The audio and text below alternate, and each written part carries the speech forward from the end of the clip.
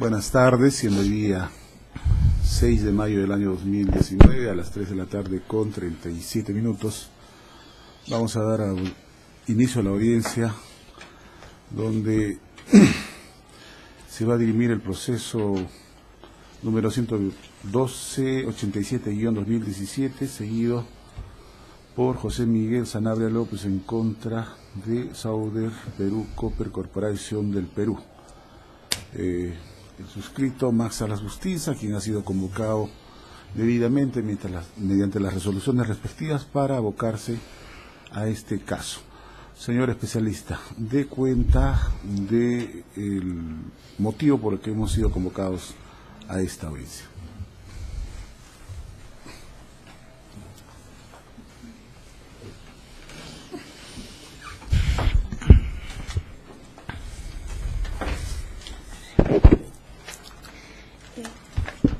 Se convoca a la presente audiencia en el expediente 1287-2017 para efectos de poder resolver la dirimencia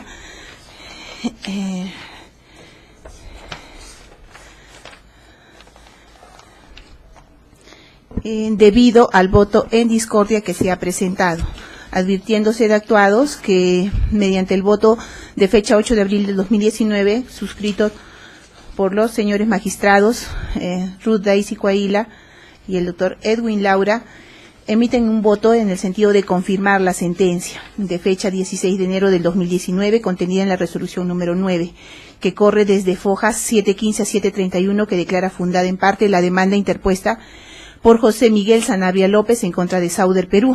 Tercero, la integraron en la parte que declara fundada la pretensión de pago de los beneficios por trabajo en feriados. Consiguientemente ordena que la demandada pague a favor del demandante la suma de 2.600 soles por este concepto. Cuarto, precisaron que la bonificación especial se refiere a la bolsa de cierre derivada de los convenios colectivos periodo 2009, 2012 y 2012-2015 por la suma de 58.000 soles, toda vez que dicha bonificación es infundadas con relación al periodo 2015-2018. El voto en discordia está suscrito por el señor juez superior Eloy Albert Coahuila Mita, quien ha resuelto su voto es porque se declare nula la sentencia de fecha 16 de enero del 2019, obrante de folio 715 a 732, expedida por el juez de trabajo de Mariscal Nieto, sobre calificación de trabajo de confianza y pago de beneficios sociales, seguido por José Miguel Sanabria López en contra de la empresa Sauder Perú, debiendo el juez de primer grado emitir una nueva resolución. Bien, indica de que la demanda viene fundada, ¿no? Sí. Señor abogado. Sí. La demanda viene fundada, ¿no? En la segunda instancia hay discordia. Es 2-1, ¿correcto? Así es. Bien. Ha apelado la empresa, ¿correcto? Exacto. Bien, vamos. ¿Puede usted hacer su informe? Sí. A fin de que podamos escucharlo y al final nos dice su petición concreta. Ok, señor juez. Consideramos, señor juez, que la sentencia del juez de primer grado tiene una serie de, digamos, de inconvenientes o errores que nos perjudican, y básicamente estos errores constituyen errores de hecho o de derecho que son graves. El primero de ellos tiene que ver con el tema referido a los requisitos de fondo que se requieren para que se considere o se califique a un trabajador como personal de confianza. El primer requisito, es un requisito importante, tiene que ver con el acceso a la información reservada. O sea, no todo trabajador tiene acceso a información reservada. En este caso, el demandante ha quedado acreditado en el proceso que tiene acceso a las historias clínicas de los pacientes del Hospital de Cojone de Sauder. Esto ha sido reconocido por el mismo demandante. El artículo 25 de la Ley General de Salud establece claramente que toda información referida al acto médico tiene carácter reservado. Asimismo, el artículo 43, en su segundo párrafo de la Ley de Productividad y Competitividad Laboral, establece expresamente también que uno de los requisitos para tener en cuenta y poder considerar o calificar a un trabajador como personal de confianza es que tenga acceso a los secretos industriales, comerciales o profesionales, y agrega, en general, a información reservada. El juez de primera instancia, consideramos nosotros, y también el magistrado Eloy Coaguila, en su sentencia, señala que el juez de primera instancia reconoce que el demandante efectivamente tiene acceso a esta información de carácter reservada. Sin embargo, concluye, equivocadamente consideramos, que dicha información no tiene relevancia con el giro principal de la empresa. Para el juez de primera instancia, aparentemente, solamente aquellos trabajadores de una empresa cualquiera que realicen labor o actividad referida al giro principal de la empresa, solamente ellos, solamente ese grupo, puede ser personal de confianza, lo cual es un error totalmente evidente. Muchas empresas nosotros conocemos, ¿no?, cómo se organizan las empresas. Las empresas obviamente tienen una parte netamente operativa y tienen una parte administrativa. Es frecuente que dentro del área del departamento o del área administrativa pues existan no solamente cargos o personal de dirección, sino también personal de confianza.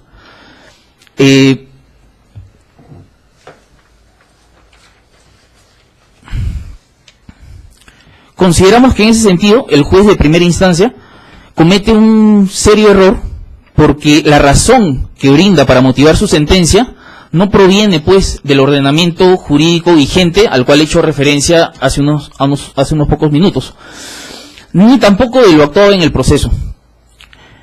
Consideramos en ese sentido también que el juez de primera instancia no ha tomado en cuenta para nada que el artículo 43 de la Ley de Productividad y Competitividad Laboral justamente o precisamente no limita el carácter de información reservada únicamente a aquella referida al giro principal de la empresa.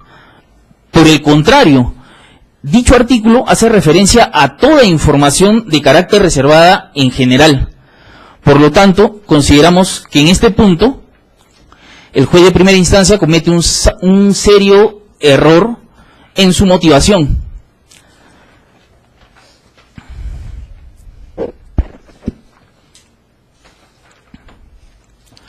Otro error bastante evidente en la sentencia de primera instancia es aquel referido al tema de la subordinación. Para el juez de primera instancia, el hecho de que un trabajador sea subordinado implica necesaria y automáticamente que el trabajador no puede ser personal de confianza. Dice el juez porque tiene subordinación. Ese es uno de los considerandos que ha tenido el juez para llegar a esa determinación. Consideramos pues que eso es un total error. Todo trabajador de cualquier empresa tiene, o por el hecho de ser trabajador, más bien dicho, por el hecho de ser trabajador, está sujeto a una subordinación. La subordinación, el carácter de subordinado de la relación laboral, lo único que manifiesta es el hecho de que sea pues un trabajador dependiente. Y no tiene nada que ver con el carácter o la calificación de un trabajador como de confianza o incluso como dirección. En efecto, el personal de dirección de cualquier empresa, al igual que cualquier otro trabajador, también se encuentra sujeto a un poder de subordinación. Por lo tanto, bajo estos dos puntos que hemos elegido de la sentencia de primera instancia, consideramos que el juez de primera instancia comete serios y graves errores en lo referido al tema de la motivación de su sentencia. Y por lo tanto, señor magistrado, solicitamos que se declare nula la sentencia de fecha 16 de enero de 2019 y se ordene al juez de primer grado emitir nueva sentencia debidamente motivada. Asimismo, solicitamos, señor magistrado, que se adhiera en ese sentido a esta sentencia, a este pronunciamiento del juez Eloy Coaguila. Eso es todo, señor magistrado. Bien, señor abogado. Señor magistrado, una consulta. ¿De qué tiempo dispongo para hacer mi informe? Bueno, yo le voy a decir si se está usted cediendo. Un tiempo proporcional que ha utilizado el señor abogado que acaba de... Sí, visto hace poco tiempo. Buenas tardes, señor magistrado. El que le habla es el demandante y también voy a proceder a la autodefensa. Quería hacer un resumen del proceso, brevemente, no va a demorar mucho. Yo empiezo a trabajar como médico de emergencia para Sauder Perú el 1 de junio del 2007, bajo 3 contratos sujetos a modalidad que se fueron repitiendo, como médico de emergencia. Cuando terminó el contrato en mayo del 2009, justo mi esposa estaba gestando, ya no me renovaron cuando ya era algo, eso está en el proceso, está en el anexo respectivo, el expediente 069-2009, hice una demanda por simulación del contrato sujeto a modalidad que fue declarada fundada en primera instancia. Y se me reubica en Cuajone, porque estaba en Toquepala en ese tiempo, en Cuajone, en la misma labor de médico de emergencia.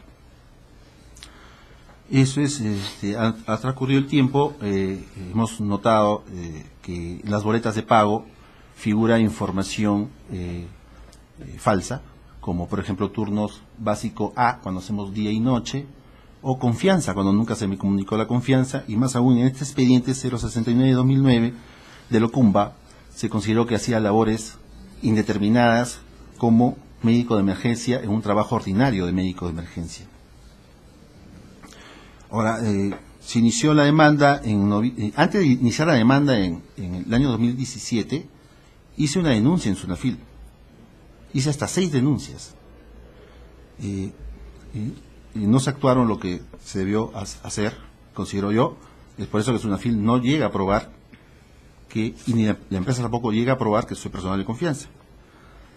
Esa denuncia se hizo en julio del 2017, 3 meses después, en octubre del 2017, cuando estaba de vacaciones en Arequipa con mis 2 hijos pequeños y mi esposa, me notifican en Cuajone, que es la casa asignada, que era personal de confianza. Entonces yo regreso inmediatamente para impugnarlo judicialmente. Es por eso que se presenta la demanda posterior a la denuncia en Sunafil en octubre del 2017, amparándome en la impugnación judicial de esta calificación. Y eso es lo que ha llevado a lo que es la demanda que se ha declarado fundada en primera instancia. Sobre todo se ha considerado la pretensión principal dejar sin efecto la calificación ilegal del médico de emergencia como personal de confianza, y se la ha considerado como un médico con labores ordinarias. De esa manera creemos que tengo mi derecho a los beneficios individuales y colectivos, y sindicalización, como cualquier médico del país tiene derecho. Sucede que en audiencia pública de vista del 2 de abril de este año, la empresa demandada alude dentro de su posición un mal precedente. Disculpe. Haciendo un ejemplo falaz, considero yo falaz, en el sentido de que compara minería con poder judicial. Minería produce cobre, el poder judicial produce resoluciones judiciales. Entonces, el personal administrativo es una actividad accesoria, no podría haber personal de confianza. Eso es falaz. ¿Por qué? Porque el personal administrativo de la actividad principal, cobre o resoluciones judiciales, es la alta directiva, y eso es excepcional. Entonces no confundamos alta directiva de la actividad principal con un servicio accesorio. Si le pongo un tópico de emergencia al Poder Judicial y a la minería, se entendería más. Ahora, yo no niego que dentro de una organización, si el Poder Judicial tenga un hospital, un complejo más amplio, puedan haber personales ordinarios y de confianza, pero respetando la pirámide laboral típica. La mayoría empleados y excepcionalmente personal trabajador de confianza.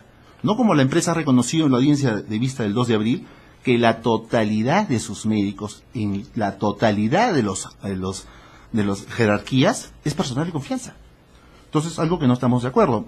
Es más, yo creo que el mal precedente va a quedar que los médicos del Perú, por tener acceso a una historia clínica donde tienen que registrar su acto médico, se le considere prácticamente un 50% de personal de confianza, con las implicancias del despido arbitrario, subjetivo, bueno, el despido no arbitrario, sino el despido subjetivo sin motivación de causa objetiva, que es un peligro para el médico en el país, y bueno, y considero en este caso para mi persona.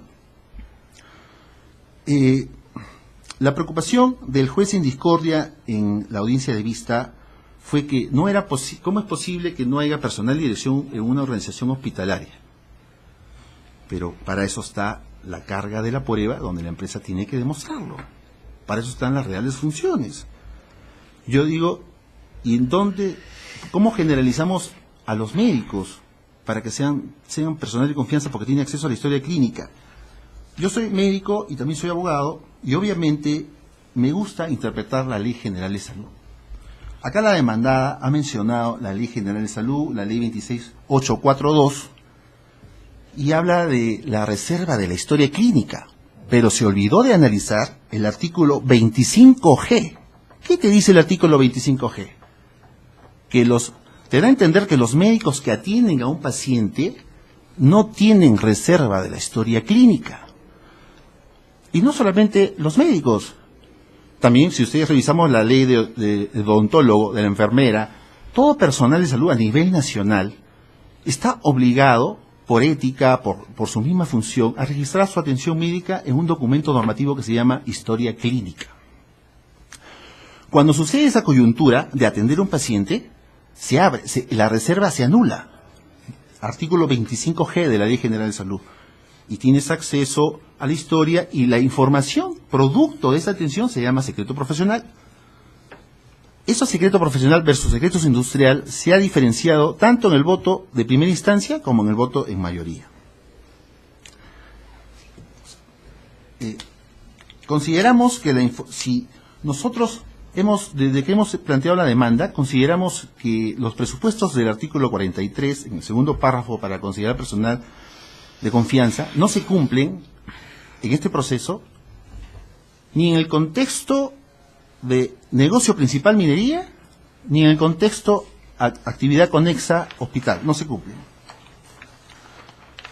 Yo quería mencionar unos ejemplos para que quede claro el tema, teniendo en cuenta este artículo 25G, que el acceso a la historia clínica para registrar una atención no es información reservada empresarial, sino secreto profesional, que la información confidencial empresarial en negocio en salud, ¿cuál sería? ¿Cuál sería la información? Disculpe, ¿cuál sería una información confidencial empresarial en negocio como salud? Pues la historia clínica no. La historia clínica no es una información procesada, analizada, llegando a conclusión. Podría ser la patente de ciertos productos farmacológicos que solo el hospital podría producir, paquetes de seguros médicos que vende el hospital con sus respectivos precios y sus contratos, cartera de clientes del hospital con sus respectivos contactos, proveedores del hospital con insumos médicos y material quirúrgico con sus respectivas ofertas, las características que a un auditor médico yo le pueda contratar como un hospital para que me revise la historia clínica bajo el alcance, porque esta ley también te permite investigar cuando borra los nombres de los pacientes, los mantiene en anonimato para un tema de auditoría médica o supervisión por la autoridad de salud, que es en este caso su salud. Esa es información confidencial. Entonces nos olvidamos, la empresa se olvida y analiza los presupuestos aisladamente, como si fueran de artículos distintos. Entonces es un solo artículo. Tiene el primer párrafo de presupuestos de personal de dirección que no ha cumplido la empresa, y tiene el segundo artículo de personal de confianza que no ha cumplido ninguno, tampoco la empresa. Es por eso que tanto el ACUO como el voto en mayoría no se han pronunciado por los presupuestos de los probables supuestos personal de dirección en mandos intermedios. Ese es un tema importante. Ahora, quisiera mencionar sobre el voto en discordia lo siguiente. Consideramos que el tema de la subordinación que menciona el ACUO, el juez de primera instancia, no en ningún momento el ACUO ha mencionado que la subordinación sea un presupuesto para personal ordinario y no de confianza, en ningún momento, en ninguna parte del ítem 4.1. Y lo que ha hecho el señor juez de primera instancia es considerar la sentencia que ha presentado la propia demandada, que es la casación 54-53-2013, La Libertad, en donde la actividad empresarial y las opiniones se presentan directamente a personal de dirección y que tienen relación a la actividad principal, del negocio principal de la emplazada. Eso es lo que he hecho. Lo que pasa es que la empresa demandada, cuando contesta su demanda, porque negó el manual de declaración de funciones, acuérdense que es una prueba extemporánea, y entonces ellos, cuando respondieron a la demanda, pues hablaron de que tenía un contacto cercano con personal de dirección. La empresa se olvida que uno de los principales presupuestos del segundo párrafo del artículo 23 es contacto personal y directo como un subpresupuesto. Me tiene que demostrar que sea contacto personal y directo, y luego veremos si es personal y dirección con el que tienes contacto personal y directo. Entonces, el tema de la subordinación, cuando la demandada contesta, confirmó a través del anexo 1J, que fue su único medio probatorio para probar que eran personal de dirección, que los únicos personal de dirección eran el director del hospital y el jefe de todo el servicio de emergencia. Entonces, cuando el ACU ha tomado en cuenta el manual de declaración de funciones del 2017, negado por la empresa Sunafil, impugnándole el auto también un sitio para que no lo tomen en cuenta, cuando impugnaron el auto número 100, luego se desistieron en la audiencia de vista, este tema de la subordinación, el juez lo ha relacionado a los mandos intermedios, no a los mandos intermedios, no lo ha relacionado como un supuesto necesario para que sea personal de confianza. Es más, la empresa habla, en todo el proceso, habla de personal de confianza no fiscalizado, y no fiscalizado también no es un presupuesto para ser personal de confianza. Hay personal de confianza fiscalizado también. Entonces, yo creo que este punto del tema de la subordinación no es fundamentado considerarlo como una mala motivación, porque el juez lo que está motivando son el contacto personal y directo, que no existe porque hay mandos intermedios y no hay una jerarquía inmediata con los supuestos personales de dirección que refirió la empresa. En el tema de la actividad accesoria, pues el juez en discordia presenta la casación 19.281-2016 Lima, choferes de los jueces supremos de la Poder Judicial en Lima, dando un ejemplo, es decir, ellos se dedican al transporte, es una actividad accesoria, y cómo es posible que el juez Elaco pueda decir que no hay personal de confianza en actividad accesoria. Eso es lo que no ha dicho Elaco. Elaco ha dicho que se ha relacionado a opiniones, información confidencial con el negocio principal, tal como la casación 54-53-2013 La Libertad lo ha establecido. Pero ¿cuál es lo curioso de esta casación de los choferes del Poder Judicial? Lo curioso de esta casación es que refuerza la fundamentación del juez Elaco. ¿Por qué? Porque si revisamos esta casación, ¿cuál es la importancia de esta casación de choferes? ¿Cuál es la importancia? La importancia es el trabajo personal y directo, es una relación laboral, es como una convivencia laboral, que es uno de los subpresupuestos en que han coincidido el ACUO con el voto en mayoría, que no se cumple en el presente proceso. ¿Y cuál es la información confidencial que tenían los choferes? ¿Gasto de gasolina? Nos preguntamos. En esta casación que se presenta, la información confidencial, si revisan los considerandos 8 y 9 de la casación y los considerandos 6 del voto en minoría, van a ver que la información confidencial es resoluciones del Poder Judicial, o sea, de la actividad principal. O sea, la fundamentación del juez en discordia con la casación mencionada refuerza los criterios tomados por el ACUO. Y presenta como ejemplos pues secretarias, choferes, conserjes que pueden ser personal de confianza, y tenemos el otro grupo, yo le agrego el otro grupo, jefes de todo tipo de áreas que pueden ser trabajadores ordinarios. Eso está clarísimo. Hay que tener en cuenta también a Fojas 445 el fundamento de la empresa para no considerar al médico de emergencia no pagarle la bonificación noche. ¿Qué refirió en Fojas 445 la empresa? Hizo una exposición magistral de trabajo diferenciado versus discriminación, citando al Tribunal Constitucional, y refirió: a ti como médico de emergencia y personal de confianza supuesto, no te voy a pagar noche porque tú no produces cobre.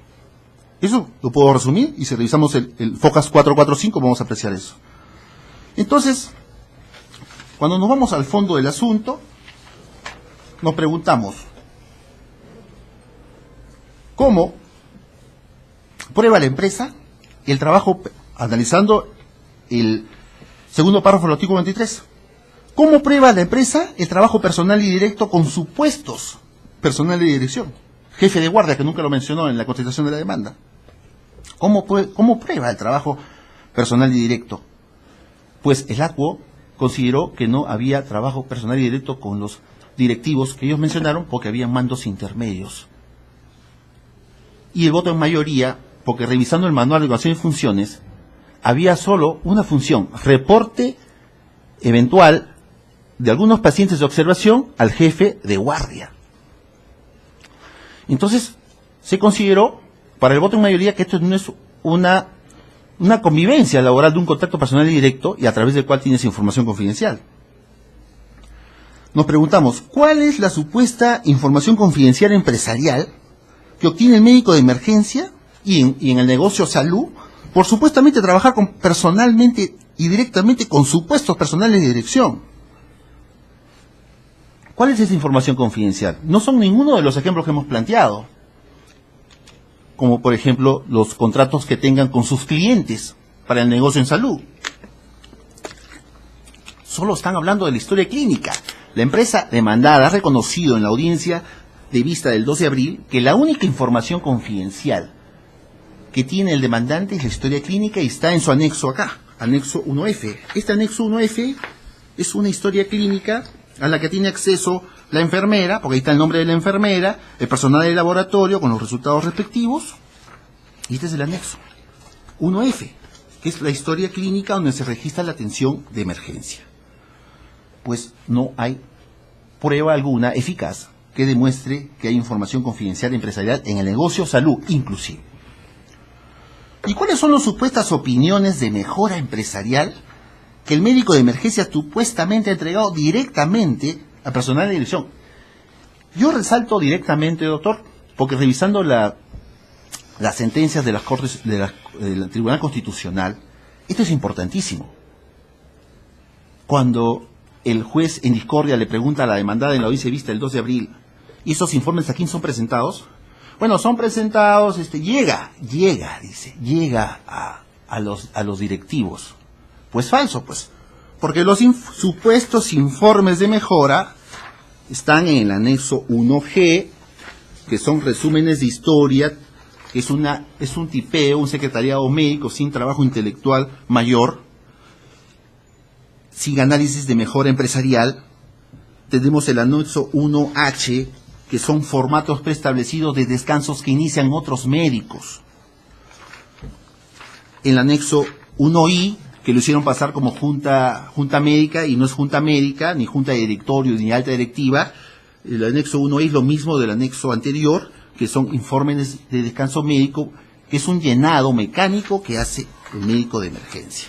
Esas son sus pruebas que tiene la empresa para las opiniones y que se presentan directamente. Entonces, el trabajo directo es importante. El Tribunal Constitucional lo toma en cuenta bastante. Porque si yo tengo un informe que lo presento al empleado y esto lo pasa a otro, pues no se sabe de quién es el mérito y ya se pierde la característica de la confianza de emitir opiniones de mejora empresarial. Pero resulta que la casación 54-53-2003 de la libertad ha establecido que no es cualquier opinión, tiene que ser una opinión de mejora empresarial en el negocio. Es por eso que el voto en mayoría ha considerado que no pasa el análisis ni de ser una opinión verdadera en negocio en salud. Es por eso que ya no analiza los otros subpresupuestos, que es entregar directamente al personal de dirección, que tampoco se cumple. La empresa ha presentado... Vamos, resuma usted mejor, doctor, concretice usted. Ya, acá, esta es la parte final. La empresa ha presentado los anexos 1B, evaluación de desempeño, calificado por el jefe de servicio, que es una vez al año, cada 2 años, ahora no se hace. Ha presentado el anexo 1B doble de solicitud de permiso por paternidad por 2 hijos menores, y el anexo 1X de constancia de vacaciones para demostrar trabajo directo, personal y directo. Eso no tiene nada que ver con trabajo personal y directo. Por lo tanto, vemos que hay una presunción juris tantum, de que se considere mi trabajo como médico de emergencia trabajador ordinario, mientras la empresa no pruebe los multitud de presupuestos que hay en el artículo 43, que no ha aprobado, a nuestro entender, ninguno. Y no interesa lo que diga la boleta, no interesa lo que diga las planillas, lo que diga el contrato, ni el manual de organización y funciones, no interesa lo que diga inclusive los apoderamientos, no interesa ni la carta de que te comunico que eres personal de confianza 10 años después de que ya ingresaste a trabajar como ordinario. Lo que interesa son las reales funciones que enteremos el voto en mayoría ha tomado en cuenta. Tampoco la empresa, al no pasar los presupuestos del segundo párrafo del artículo 23, la empresa tampoco ha pasado el análisis del primer párrafo del artículo 43, que es los mandos intermedios identificados en el manual de organización de funciones de 2017, porque es de 2017, no sabemos cómo se trabajaba antes. Ejerce representación general del empleador frente a otros trabajadores o terceros. Sustituye al empleador o comparten con el empleador o personal de dirección con representación general con la alta directiva, función de administración y control. Esto se dijo y en la defensa de la apelación de la empresa que ha mencionado una frase que dice comparte con aquella función de administración y control, personal de dirección. Y los poderes para ello. La enfermera comparte también función de administración y control. El vigilante, los choferes también. Entonces, ¿que todos serían personal de dirección? Hay una falacia ahí. ¿Y qué dice la doctrina? No toda persona que ejercita una función de dirección en una empresa será trabajador de dirección. Y es que dicha función de dirección o poder de mando debe ser con carácter general. Es decir, que participa de las decisiones fundamentales para el gobierno y desarrollo efectivo de la empresa.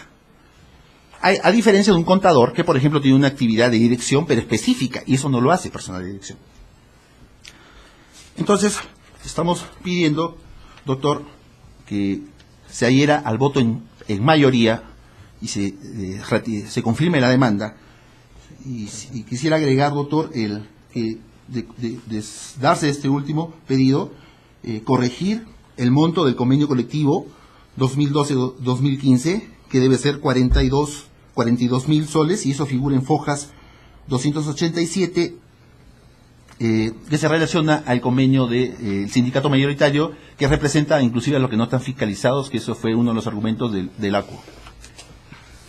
Bien, señor abogado, ¿desea decir algo más? Sí, algunos comentarios algunos comentarios a lo referido por la parte demandante.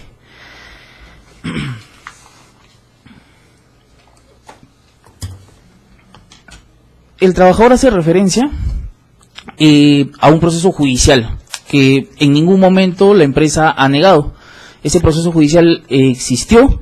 El demandante, a raíz de ese proceso, logra ser repuesto a la empresa, pero lo que el demandante parece, omitir, es que en ese proceso, donde se le repone a su puesto de trabajo, en ningún momento se discute el tema de personal de confianza. Eso es algo que se debe tener en cuenta. Después, el demandante, sostiene que ha hecho varias denuncias, creo alrededor de 6 denuncias a la SUNAFIL. Bueno, pues las 6 denuncias ante la SUNAFIL, todas han sido, archivadas a través de informes. O sea, la verdad que no entiendo por qué la saca a relucir. Con respecto al punto que considera el demandante, que se le notifica o se le informa sobre su calidad de personal de confianza a mediados del año 2018, ese punto también es cierto. Sin embargo, ya como lo hemos hecho saber al juez de primera instancia y a los magistrados en la audiencia de vista ya en esta instancia, el artículo 60 de la ley de productividad, el artículo 60 de la ley el reglamento de la ley de fomento de empleo establece claramente lo siguiente. Dice: la calificación de puestos de dirección o de confianza es una formalidad que debe observar el empleador. Punto seguido. Su inobservancia no enerva dicha condición si de la prueba actuada esta se acredita. Pues bien, nosotros consideramos que en el proceso judicial, tanto en primera instancia como en segunda, hemos acreditado justamente que el demandante cumple con estos 3 requisitos para ser calificado como personal de confianza. El demandante, en efecto, tiene contacto personal y directo con personal de dirección de la empresa, que es lo que exige justamente el artículo 43 en su segundo párrafo. El mismo demandante ha presentado ese manual de organización y funciones, que la verdad en su momento no lo presentó la empresa porque no lo pude ubicar. Yo hice la contestación y no lo ubiqué. Y en ese manual de organización y funciones justamente se establece que hay un organigrama. Ese organigrama básicamente consiste en lo siguiente. Se detalla que hay una superintendencia, que es la máxima autoridad dentro del hospital de Cuajone. Se detalla también que hay 2 jefaturas y finalmente se detalla el departamento de emergencia donde labora el demandante. Pues bien, el juez de primera instancia, al evaluar estos elementos, considera que no hay contacto personal y directo. ¿Por qué? Porque dice, desde su punto de vista, que como hay 2 jefaturas entre el demandante, el departamento de emergencia y la superintendencia, pues no hay contacto personal y directo. Pues lo que el juez de primera instancia no ha valorado para esto es que tanto el superintendente del hospital de Cuajone como las 2 jefaturas siguientes que vienen a continuación, pues forman parte del personal de dirección. ¿Por qué? Porque son básicamente los supuestos mandos intermedios, como lo refiere el juez como mandos intermedios, son también parte del organigrama de la empresa y forman parte del personal de dirección de la empresa. Son jefaturas que desarrollan actividad administrativa y obviamente, de acuerdo al primer párrafo del artículo 43, donde se define ya no al personal de dirección, no al personal de confianza, sino al personal de dirección. Bien, doctor. Resuma usted, concretice usted. Ya. Concretice usted. La idea es más o menos, ¿no?, de los puntos más resaltantes me dé cuenta. Ya. Porque si no, no vamos a terminar. Pues La bien. idea no es poner límites 5 minutos, no, sino que se puede entender, pero en forma concreta. Ok. Voy a agradecer, doctor. Ya.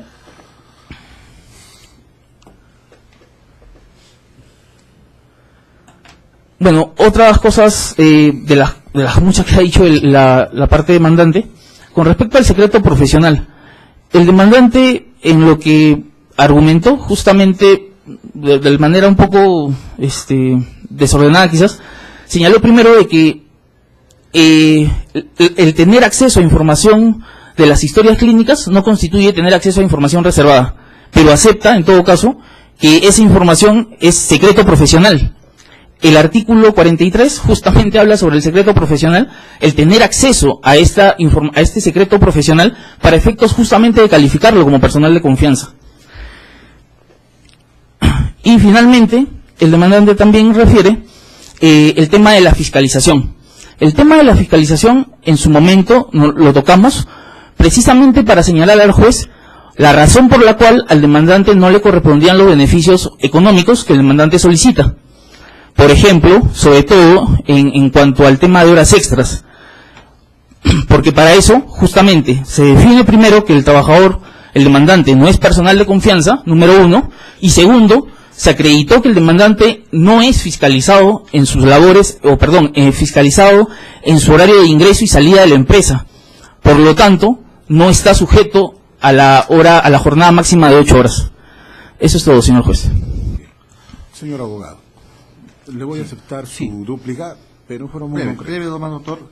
Es importante acá analizar el manual de organización de funciones, que tiene un enfoque médico-quirúrgico, no es un enfoque de negocio. Y si analizamos el voto en mayoría, vamos a ver un cuadrito que han hecho los 2 magistrados que han confirmado la sentencia. Está el superintendente, luego el jefe del servicio de emergencia, posteriormente el jefe de guardia. Luego aparece un término que dice servicio de emergencia, que si analizamos todo el manual de organización de funciones vamos a ver que hay múltiples profesionales de salud, médicos, enfermeras, de laboratorio, y para entender bien, no solamente revisando el manual de organización de funciones, hay que revisar y analizar en el anexo 1H de la demanda presentada, que es este anexo, doctor, donde figura todo el equipo de emergencia. Tenemos de cirugía, médicos de medicina, de pediatría, de anestesiología, de rayos X, laboratorio, y es un equipo multidisciplinario que se diversifica en el servicio de emergencia. Y tenemos como la autoridad en estos equipos al jefe de guardia, que es el único contacto que se tiene, es reportar algunas veces la observación de los pacientes. El resto, el médico de emergencia, que es el único que hace guardia, por si acaso, no está, los cirujanos, medicina, pediatría están de retén. El médico de guardia solo llama al teléfono cuando sucede un caso para mayor especialidad. Y acá en ningún momento en el rol de guardias figura que se trabaje directamente con el jefe de servicio de emergencia, ni se da a entender ni con el director. Y este rol de guardia se trabaja toda la vida laboral. Ese es un punto. El otro punto hoy que habla de 6 denuncias de SUNAFIL, voy a mencionar la principal. El anexo 1M que ya se han presentado, que es el informe de dotaciones inspectivas 488. ¿Qué dice el hecho verificado cuarto? Que la empresa no presentó ni un documento, negó este manual de funciones. ¿Y qué dice? Este informe concluye que no se puede, la empresa no podría dar los documentos para demostrar que sea personal de confianza. ¿Y qué dice el hecho verificado octavo? Que tanto alude el apoderado. En el hecho verificado octavo dice que SUNAFIL no hizo trabajo de campo. En este caso principal de la simulación del trabajo de confianza, con datos falsos en la boleta, con días feriados que se le puede pagar inclusive a un personal de confianza y a un personal ordinario, SUNAFIL no hizo trabajo de campo y se apartó del principio de verdad material. Se apartó. Entonces, no podemos tomar en cuenta si sean 20 inspecciones que sean archivadas, si SUNAFIL no hace su trabajo. La historia clínica, doctor, es tan confidencial, pero si ya tiene un paciente, deja de ser confidencial en ese acto médico. Y si el director me pregunta qué tiene el paciente, yo no se lo doy. ¿Por qué? Porque ni el director del hospital puede tener acceso a esa historia, solo en el contexto de transferencia de pacientes, de un aseguramiento. Si la empresa demandada pide un informe de una demanda por enfermedad profesional, en el interior del hospital está prohibido hacer un informe de ese tipo. Y si se prueba eso, van a haber delitos penales muy graves. Entonces, esta información confidencial de la historia clínica está prohibida de pedirle al director. Lo que pasa acá, que la historia clínica es un documento donde solo se registra atenciones. Yo no puedo averiguar ni así sea director o sea el dueño de la empresa qué es lo que tiene ese trabajador o su familiar. Yo no puedo saberlo. Entonces, ese es un punto de la historia clínica a tener en cuenta, el organigrama también mencionado, y obviamente que, como dice el voto en mayoría, que le da peso a este anexo 1M, que la empresa no ha podido probar, ni en el área administrativa, que sea personal de confianza. Entonces, era necesaria la comunicación, era necesaria la explicación al trabajador, y con eso he terminado esta parte. Bien, hemos escuchado a las partes y vamos a comunicarles que el pronunciamiento lo vamos a emitir en el periodo o en el término de ley. Indique usted, doctora.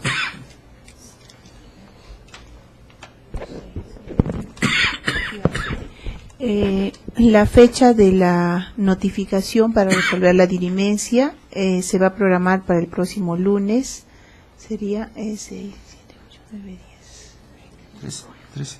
Sí, para el día lunes 13 a las 16:30 horas.